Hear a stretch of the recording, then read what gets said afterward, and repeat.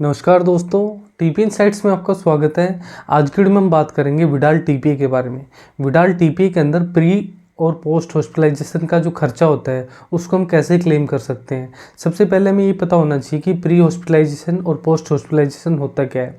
जब भी हम किसी नेटवर्क हॉस्पिटल में जाके अपना इलाज कराते हैं और एडमिट होने से पहले यानी कि 1 या 2 दिन की दवाइयाँ देके डॉक्टर हमें पहले घर पे भेज देता है या कुछ लैब टेस्ट कराते हैं हमारे, और उन दवाइयों से आराम ना होने के बाद हमारी तकलीफ बढ़ जाती है और उसके बाद हम 2 दिन बाद या 1 दिन बाद फिर से डॉक्टर को दिखाने आते हैं तो डॉक्टर को लगता है कि पेशेंट को तकलीफ अब बढ़ गई है, ज़्यादा है, अब एडमिट होने की ज़रूरत है। तो एडमिट होने से पहले का जो खर्चा होता है उसको प्री हॉस्पिटलाइजेशन एक्सपेंस बोलते हैं। अब जब आपका ट्रीटमेंट कंप्लीट हो गया यानी कि एडमिट होने के बाद जो आपका जो ट्रीटमेंट था वो कंप्लीट हो गया और आपको छुट्टी मिल गई, छुट्टी मिलने के बाद डॉक्टर आपको बोलता है कि आपको 2 दिन के बाद फिर से फॉलोअप के लिए आना है, यानी कि दिखाने के लिए फिर से आना है। तो 2 दिन बाद जब आप जाते हो तो डॉक्टर कुछ मेडिसिन लिख देता है और कुछ लैब टेस्ट भी करा देता है, तो उस टाइम भी आपका कुछ खर्चा हो जाता है, तो उसको बोलते हैं पोस्ट हॉस्पिटलाइजेशन एक्सपेंस। इन दोनों खर्चों को भी आप क्लेम कर सकते हो। कैशलेस का पैसा तो आपको यानी कि हॉस्पिटल को मिल गया, आपको कुछ पे नहीं करना पड़ा, आपका कैशलेस फ्री हो गया, वहाँ पे कैशलेस में इलाज हो गया। लेकिन प्री और पोस्ट में जो आपने पे किया उसका भी आपको पैसा मिल सकता है। उसके लिए आप लोगों को क्लेम फॉर्म ए भरना होता है, जो रिम्बर्समेंट का क्लेम फॉर्म ए होता है वो आप लोगों को भरना होता है। उसके साथ में सपोर्टिंग में कुछ डॉक्यूमेंट्स भी लगाने होते हैं। एक चीज़ आप लोगों को अच्छे से ध्यान रखनी है कि जब आपका रिम्बर्समेंट का क्लेम होता है यानी कि जिस हॉस्पिटल में आपने अपना इलाज कराया है वो नॉन नेटवर्क हॉस्पिटल है, वहाँ पे शुरू से लेकर लास्ट तक आपने पहले बाद में जो भी है सब तरह की पेमेंट आपने दी है, तो उसके अंदर तो आप पूरा कंप्लीट लगा सकते हो। उसमें प्री का भी आ जाएगा, हॉस्पिटलाइजेशन का भी आ जाएगा और पोस्ट हॉस्पिटलाइजेशन का भी आ जाएगा, क्योंकि उसमें तो आपने एडमिट होने के बाद भी पेमेंट दी है, तो वो एक अलग केस हो गया। उसके अंदर क्लेम फॉर्म ए भरना होता है, क्लेम फॉर्म बी भरना होता है। लेकिन अगर किसी नेटवर्क हॉस्पिटल में आपने इलाज कराया है और वहाँ पे आपको कैशलेस भी मिल गया है, उसके बाद आपको प्री और पोस्ट का खर्चा जो है वो क्लेम करना है, तो उसके लिए सिर्फ क्लेम फॉर्म ए भरना है आपको। तो क्लेम फॉर्म ए कैसे भरा जाएगा, उसके साथ सपोर्टिंग में क्या क्या डॉक्यूमेंट्स आप लोगों को लगाने हैं, तो वो आगे की वीडियो में आप लोगों को स्क्रीन के ऊपर दिखा के समझाऊंगा। तो वीडियो में आप लोग लास्ट तक बने रहे। चैनल पे आप लोग नए हैं तो चैनल को सब्सक्राइब कर लीजिए, बेल आइकन दबा दीजिए ताकि नए वीडियो का नोटिफिकेशन आप लोगों को मिलता रहे। तो चलिए वीडियो को शुरू करते हैं।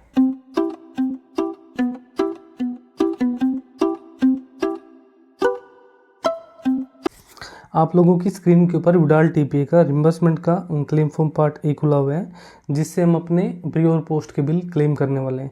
तो ये ब्लॉक लेटर्स में भरा जाएगा और इसमें जो डिटेल आएगी वो इंश्योर्ड पर्सन की आएगी, जो पॉलिसी का मेन मेंबर है या पेशेंट है, उससे रिलेटेड इसके अंदर ज़्यादा से ज़्यादा डिटेल भरी जाएगी।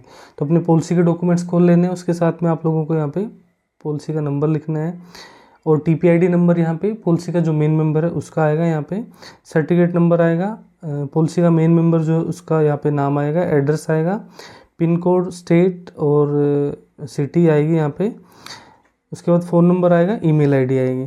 उसके बाद डिटेल ऑफ इंश्योरेंस हिस्ट्री, ये नीचे जो लिखा हुआ है, यानी कि इस हेल्थ इंश्योरेंस के अलावा आप लोगों के पास कोई अलग से हेल्थ इंश्योरेंस है तो उसकी हिस्ट्री आप लोगों को बतानी है।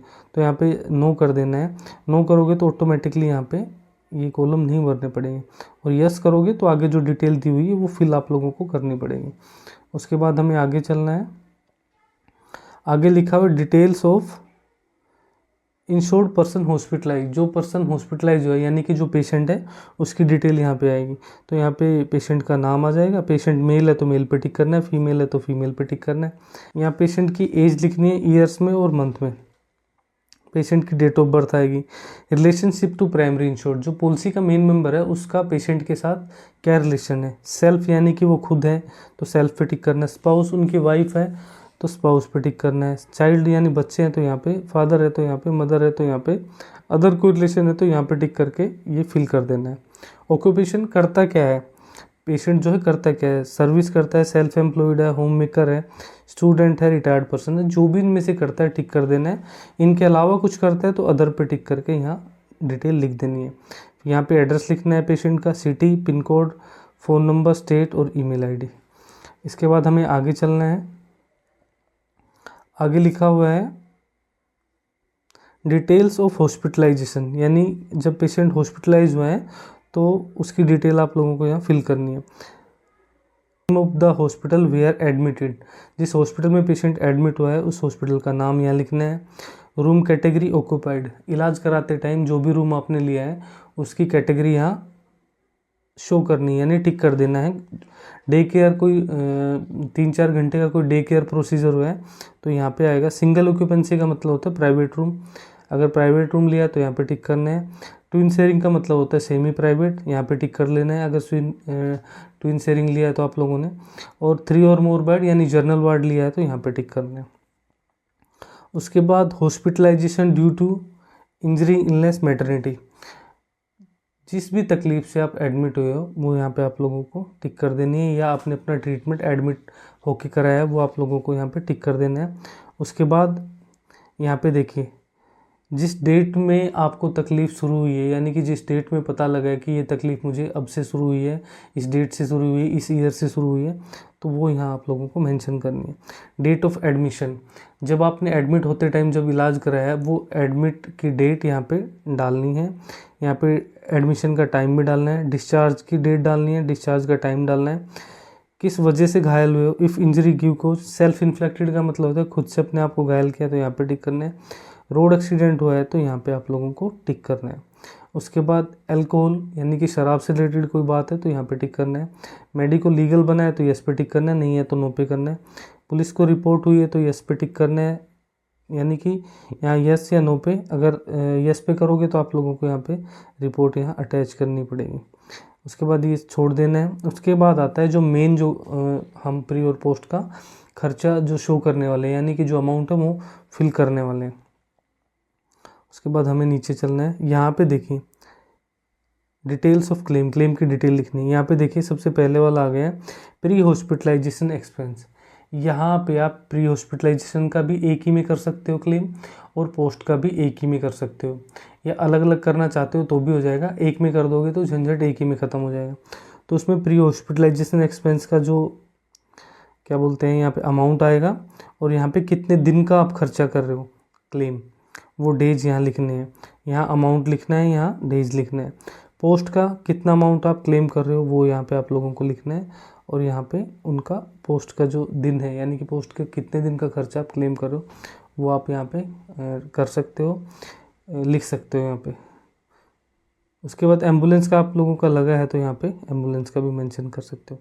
ये छोड़ देने आप लोगों को हॉस्पिटलाइजेशन, यानी कि ये तो एडमिट के टाइम पे जो था वो डालना होता है यहाँ पे, तो छोड़ देना है।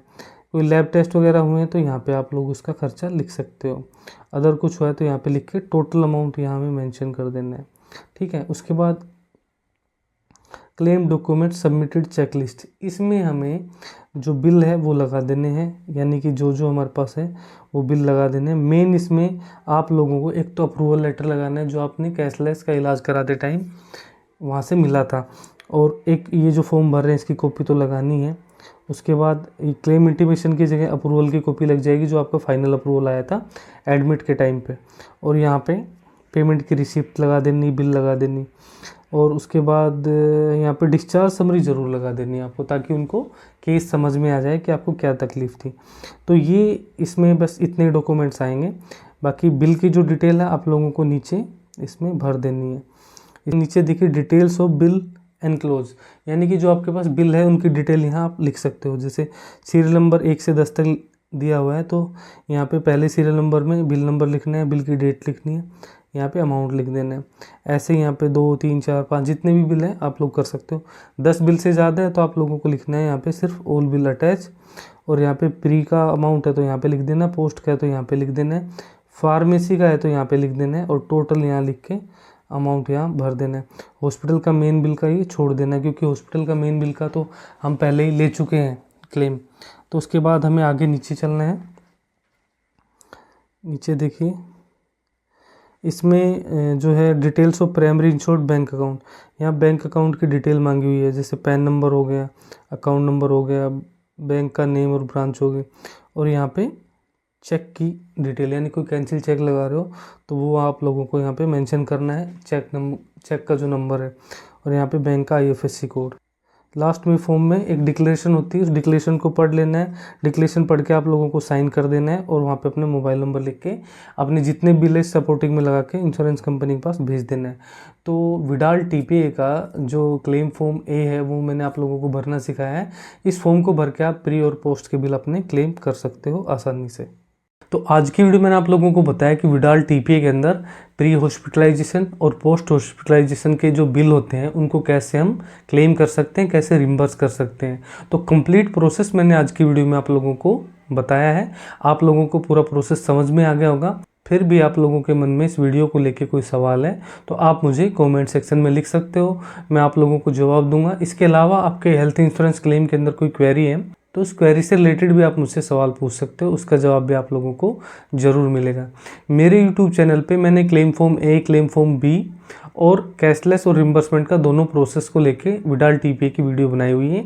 तो आप मेरे चैनल पे जाइए और उन वीडियोज़ को भी देखिए ताकि आप लोगों को क्लेम लेते टाइम कोई प्रॉब्लम ना हो। आपके कॉर्पोरेट के जितने भी दोस्त हैं, साथी लोग हैं, उनके साथ भी इन वीडियो को शेयर कीजिए क्योंकि ये वीडियो आप लोगों के लिए काफ़ी हेल्पफुल होने वाली है। तो आज की वीडियो में इतना। वीडियो अच्छी लगी तो वीडियो को लाइक कर दीजिए, चैनल को सब्सक्राइब कर लीजिए, बेल आइकन दबा दीजिए ताकि नए वीडियो का नोटिफिकेशन आप लोगों को मिलता रहे।